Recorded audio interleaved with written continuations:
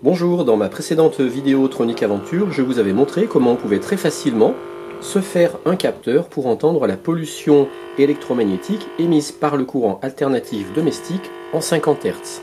Et du coup, ça m'a donné l'envie d'essayer de capter des pollutions électromagnétiques en plus haute fréquence, genre mégahertz ou même gigahertz. Maintenant, grâce à un tout autre montage, mais toujours aussi simple, j'arrive à capter la pollution électromagnétique dans la gamme des mégahertz. Ce Talkie-Walkie Motorola émet dans la fréquence de 446 MHz. J'appuie sur le bouton Talk du Talkie-Walkie et regardez l'aiguille du galvanomètre. J'appuie. Je relâche. Je rappuie. Je relâche. J'appuie. Je relâche. Si vous n'avez pas de galvanomètre, pas de panique. Regardez, j'ai débranché le galvanomètre. À la place, j'ai mis une LED jaune. Quand j'appuie sur la touche Talk du Talkie-Walkie, je peux faire allumer une LED. Donc ça marche tout aussi bien avec une simple LED. Que l'on soit en version galvanomètre ou LED, notez bien que ce montage n'a aucune alimentation et il ne fonctionne que grâce à l'énergie fournie par le rayonnement électromagnétique de l'appareil. Si ça vous intéresse, ce tuto est pour vous parce que je vous explique tout dans cette vidéo.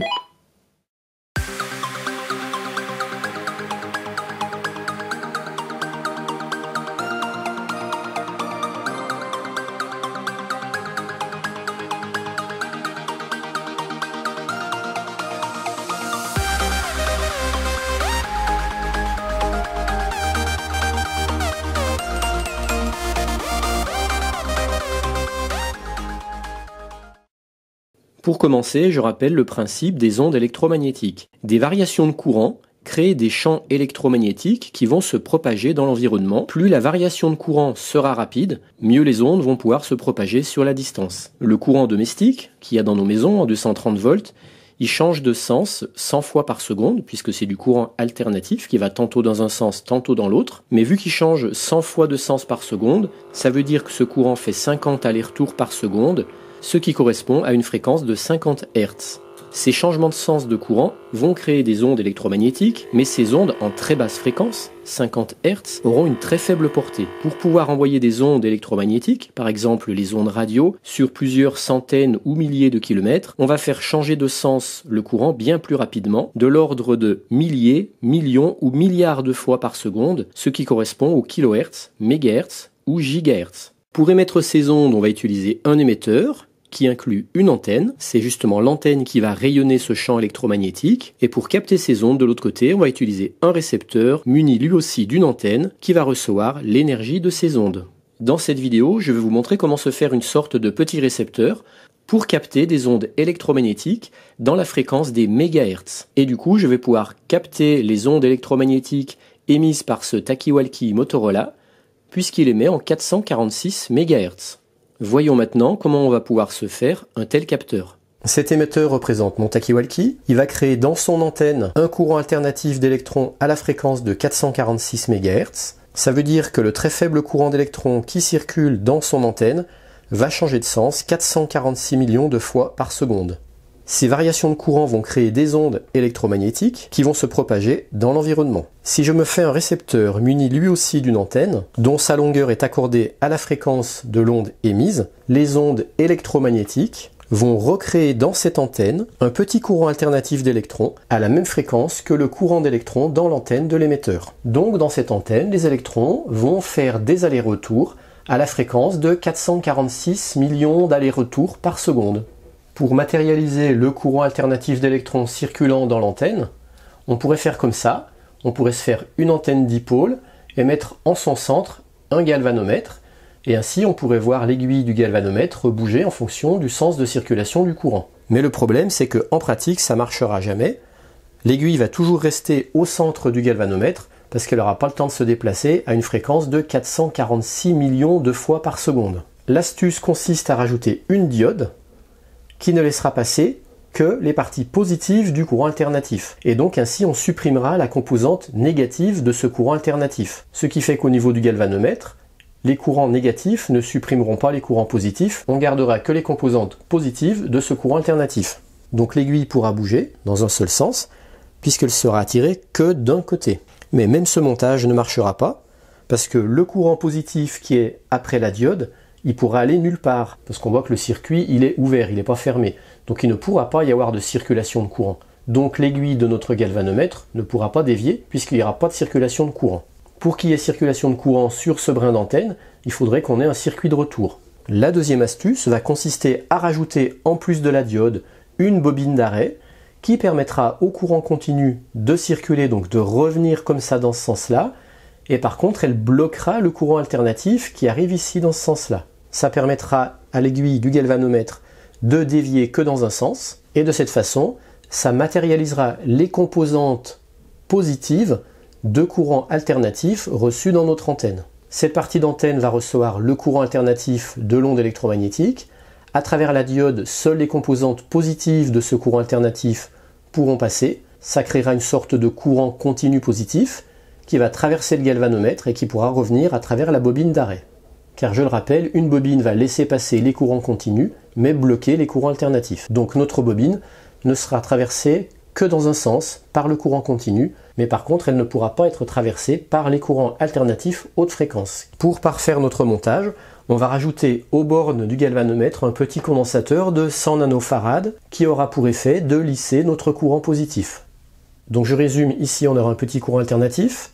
Seules les crêtes positives pourront traverser la diode. Ces crêtes de courant positif vont être lissées par notre condensateur qui vont donc créer un petit courant continu positif qui va pouvoir traverser le galvanomètre.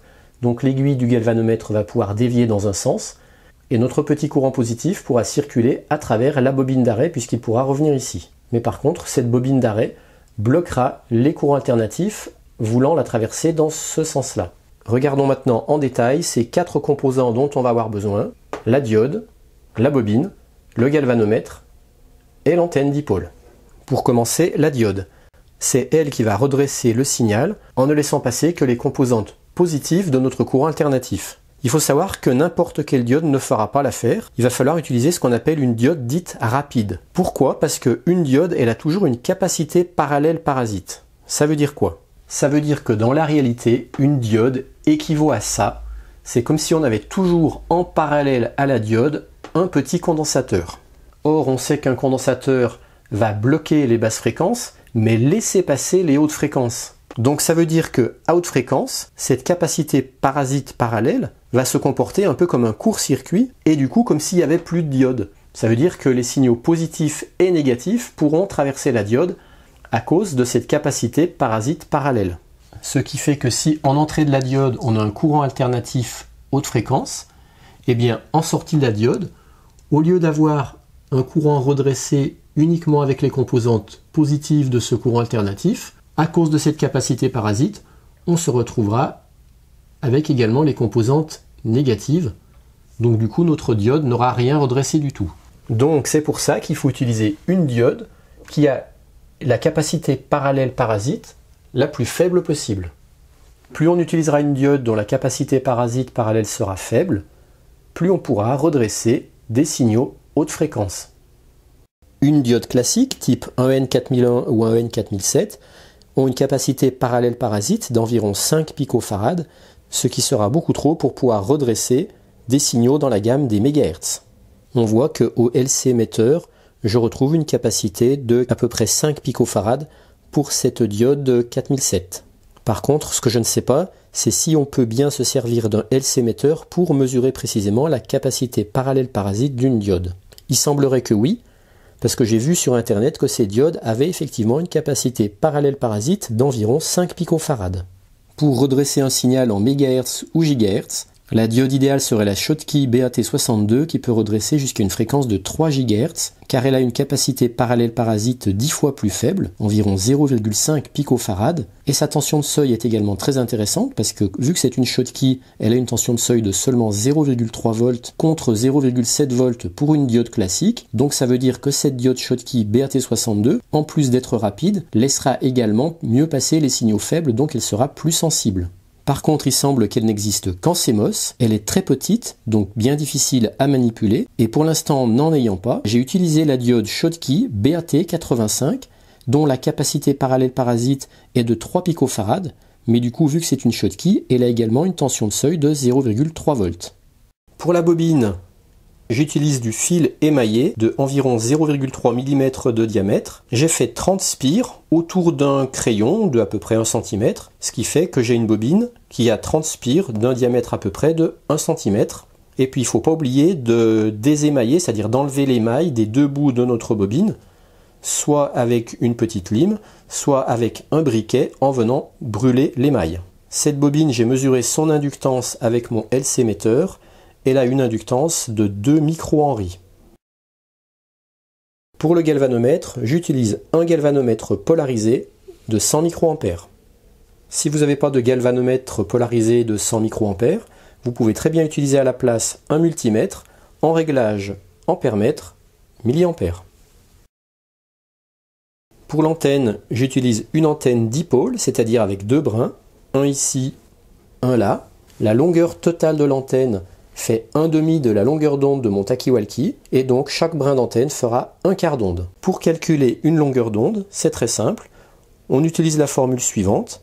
Longueur en mètres de l'antenne égale 300 divisé par la fréquence en mégahertz. Donc dans mon cas, 300 divisé par 446, ça me fait à peu près 0,67 mètres, donc à peu près 67 cm. Ça, c'est la longueur d'onde totale. La longueur totale de mon antenne, donc des deux brins, doit faire 1/2 de la longueur d'onde, donc soit à peu près 33 cm. Chaque brin d'antenne fera 1/4 de longueur d'onde, donc à peu près 17 cm.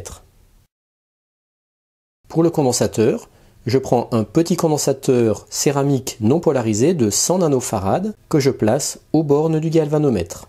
Voici le montage terminé. Maintenant, je prends mon talkie-walkie, je le mets sous tension.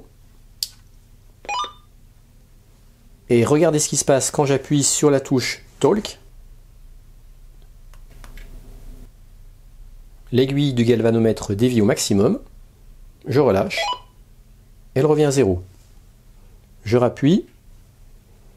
Je relâche. Donc l'aiguille du galvanomètre matérialise bien un petit courant continu qui circule dans mon montage quand j'appuie sur la touche Talk du talkie-walkie. On remarquera que ce montage n'est pas très sensible parce qu'il faut quand même que la source émettrice, en l'occurrence ici mon talkie-walkie, soit proche de mon montage pour pouvoir capter. Le maximum de distance à laquelle j'ai pu capter, c'était 40 cm. Après, on peut s'amuser à voir comment le capteur reçoit en fonction de l'orientation de l'antenne du talkie-walkie par rapport à l'antenne de mon montage. Maintenant, voyons ce qui se passe si je débranche le galvanomètre et qu'à la place, je viens brancher mon ampère-mètre en réglage milliampères.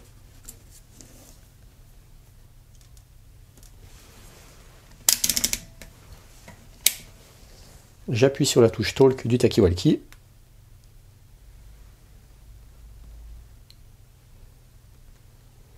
Voilà, on voit que je monte jusqu'à 16 mA.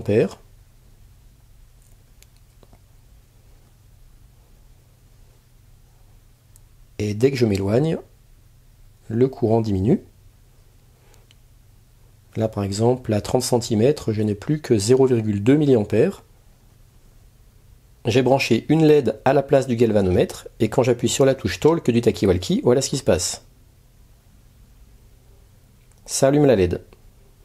Uniquement avec l'énergie de l'onde électromagnétique émise par l'antenne du talkie-walkie. C'est quand même magique, hein. Par contre, ce montage, quoi que ce soit qu'on utilise, multimètre, galvanomètre ou LED, ne sera pas assez sensible pour capter des télécommandes en 433 MHz. Par exemple, ça c'est une télécommande de prise.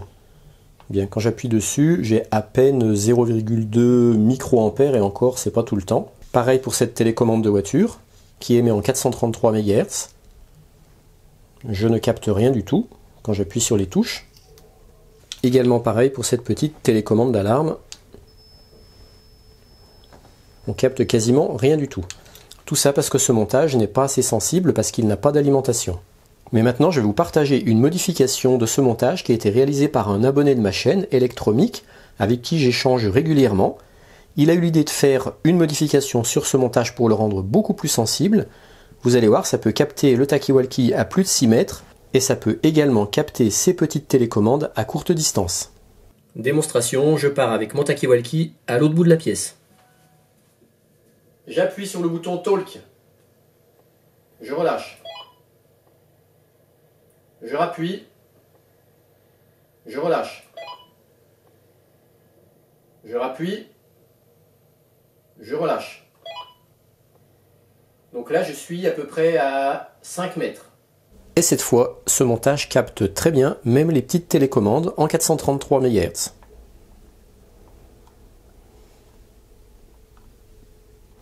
Il capte également cette télécommande d'alarme. Et il capte également ma télécommande de voiture. C'est cool, hein? Et tout ça grâce à Electromic. Merci Electromic. Voilà les modifications que Electromic a apportées à mon montage. Il a supprimé le galvanomètre. Il rajoute un LM324 qui est un comparateur de tension. La partie derrière la diode, il vient la brancher sur la porte non inverseuse du comparateur de tension. La partie après la bobine, après le condensateur, il vient la relier au moins de la lime 5 volts. Il utilise une lime 5 volts qui va servir à alimenter le LM324, ici le plus, ici le moins. Il a utilisé un pont diviseur de tension avec une première résistance de 1 méga, une deuxième résistance de 3,2 K reliée au moins de la lime. Le point entre ces deux résistances, il l'amène sur la porte inverseuse du LM324 et la sortie V-out de ce comparateur de tension, il vient la relier à une LED à travers une petite résistance de 100 ohms. À l'équilibre, au repos, la LED sera éteinte parce que la tension à ce point-là sera inférieure à la tension de notre pont diviseur de tension. Alors on peut ajuster le réglage de notre pont diviseur de tension en prenant ici une résistance plus ou moins importante. Par exemple, on pourrait prendre une résistance un petit peu plus importante pour atténuer la sensibilité du dispositif ou prendre une résistance plus faible pour augmenter sa sensibilité, mais si on prend une résistance trop faible, la LED aura tendance à toujours rester allumée. Donc au repos, tant que la tension de ce point-là sera inférieure à la tension à ce point-là, la sortie sera à 0 et donc la LED sera éteinte. Par contre, quand une onde dans la gamme des mégahertz va venir frapper notre antenne, ça aura tendance à faire monter la tension derrière la diode, donc aussi aux bornes de ce condensateur. La tension augmentant, comme on la met sur la porte d'entrée non inverseuse, la tension à ce point-là va devenir supérieure à la tension à ce point-là, donc la sortie va basculer à l'état haut, et du coup ça viendra alimenter notre LED qui pourra s'allumer. Donc comme vous le voyez, en rajoutant simplement un petit LM324 avec une alimentation, on peut obtenir un dispositif beaucoup plus sensible. Donc simplement, à la différence de tout à l'heure quand on avait un galvanomètre dont l'aiguille pouvait plus ou moins bouger, là ça sera un dispositif en tout ou rien. Il n'y aura pas de gradualité dans la détection. C'est soit il détecte rien, la LED est éteinte, soit il détecte et la LED s'allume. Mais on n'aura pas l'effet de gradualité comme tout à l'heure qui pouvait plus ou moins bouger selon l'intensité du courant circulant dans le dispositif. Mon prochain objectif consiste à capter la pollution électromagnétique émise par les téléphones portables, le Wi-Fi, le Bluetooth, les fours micro-ondes. Donc là, cette fois, on sera plus dans la gamme des mégahertz, mais dans la gamme des gigahertz. Et pour ça, il faudra que j'utilise un nouveau montage. Pour y arriver cette fois, je vais devoir utiliser une diode vraiment très rapide. Ça sera la BAT62. Mais comme c'est une diode très petite, je ne sais pas encore si je vais arriver à réaliser ce montage. Vous le saurez en suivant la Tronic Aventure. Si j'y arrive, promis, je vous ferai un tuto. Allez, salut à tous!